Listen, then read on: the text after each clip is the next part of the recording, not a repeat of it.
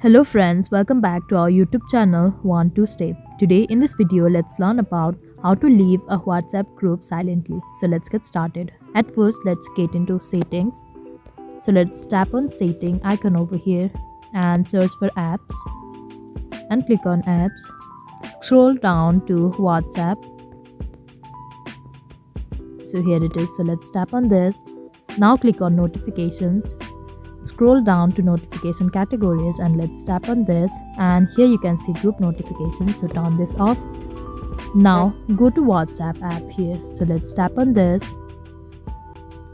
Now go to any group you want to leave, so let's go for this one.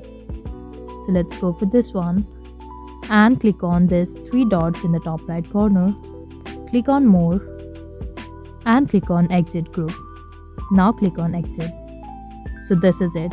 So this is all you need to do to leave a group without letting anyone know in the group. So this is all. I hope you liked the video. Please do like and subscribe. Thanks for watching.